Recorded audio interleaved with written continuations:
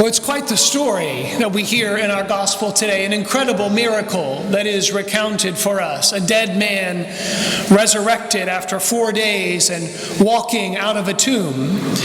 Not something we see every day around us. It's such an unbelievable event, in fact, that it would be easy to forget about the needs of the man who had been raised. The crowd is so caught up in what has happened that they don't tend to Lazarus, who is the poor man wiggling around in his burial bands, his face. He can't see anything. He's just kind of hopping around waiting for someone to help him while everybody else is marveling at the fact that he has been raised from the dead. So much so that Jesus has to remind them at the end of our gospel to untie him and let him go. God only knows how long he would have been wiggling around if Jesus hadn't said that. And I find this to be a striking point about our gospel today. What good is the resurrection of Lazarus from the dead if he is still bound? Throughout this season of Lent, the church has been saying to us, leave the darkness of the tomb behind and step into the light. But there is a further step, one that we often overlook. And that is that we have to help people make this transition from the darkness to the light. If the Lord is opening the graves of those in the darkness of sin, then who will untie them? Who will lead them by the hand until their eyes adjust to the light? Who will support them until their muscles recover from not being used? Who will nourish them so that their bodies can be strengthened to function again? Someone has to help them. Someone has to help these people who are experiencing conversion in their lives, not just to rejoice in the event of their conversion, but to accompany them while their minds and their bodies learn to live again and to move again. Because if we're calling people to move out of the darkness of their tombs only for them to go blind because of the brightness of the sun, then what good is it?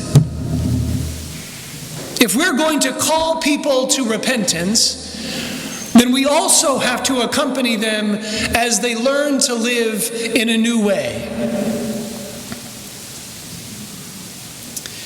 Because if we're not there to help them make this transition, then they may find that it's easier to be in the tomb, that it was easier to be caught up in the darkness. We see this again and again in the people of Israel, in the story of Moses as he leads them from slavery to freedom. Over and over again, they cry out to God and to Moses, it would have been better for us to die in slavery, to remain in slavery, than to die out here in the desert where we are hungering and thirsting. People who experience conversion in their lives need our help to learn to walk in the light with new legs and a new heart. Otherwise, they will just crawl back into their tombs where they were comfortably wrapped up in their sin and safely tucked away behind a large stone. And you know, friends, we don't get a whole lot of opportunities for this. You know, if someone experiences conversion in our midst, there is only really a short amount of time that we have to make sure that they don't creep back into their former way of life. Because that is the tendency. If you look at the percentage of those who join the church, who convert and join the church, the percentage of those who leave the church within 3 years is astounding. And why? Not because they haven't been catechized, not because they haven't been prepared well enough, but because nobody stays with them. Nobody embraces them. No one says, come over to my house for dinner. No one says, let's go get coffee and talk about what's been happening in your life. Because we just abandon them. And we say, you fend for yourselves. Now that you've converted, everything is great. Now that you're brought into the church, just do what you know you need to do. Stay warm and well fed, as we hear in our Gospels. But friends, it's not enough. We can't just leave people like this. We can't abandon people to fend for themselves. We have to stay with them. The purpose of raising Lazarus from the dead was not so that Jesus could prove that he could do it, or to put on some traveling miracle show. Jesus is not trying to gather more followers just by raising people from the dead or healing people who are blind. This isn't a show that Jesus is putting on. It is for the sake of Lazarus that he raises him from the dead, so that he could live, not so that people would get caught up in this miracle. And it's the same for us.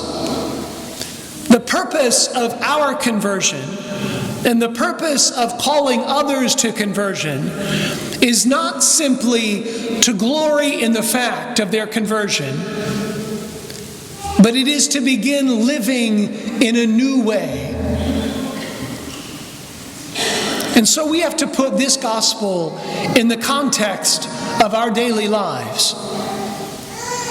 First of all, we are not the ones who raise people from the dead. We are not the ones who call people out of the tomb. That is God's job, and God will do it whenever he chooses. But our job is to untie people once they have left the tomb and to stay with them. And that means that we have to pay attention to the people around us.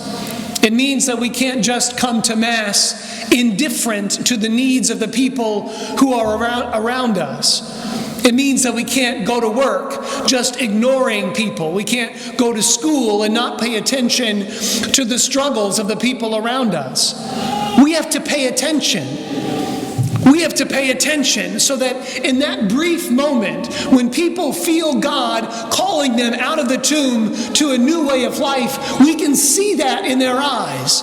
And we can say, come out farther and let me untie the bands that have held you bound. Come out and let me show you a new way. Come out and let me walk with you as you experience this new way of living. Don't go back. Don't go back, because there is something greater that lies ahead. And in that moment, we grab them by the hand and we say, walk with me. Walk with me in the light of Christ. Walk with me until your legs get strong enough to walk on your own. Friends, this is what we have to do for each other. Because in many ways, we need to stay with people not only for their sake, but for our sake. Because the newness of conversion in people's lives helps us to rediscover how God might be working in our lives. Because when we take the hand of the one who has just left the tomb, then we are also strengthened and supported by the one who is made new in Christ. None of us can do this alone. None of us can walk this path alone. None of us can experience conversion alone, because we're not meant to. We're meant to experience it within the community of the church.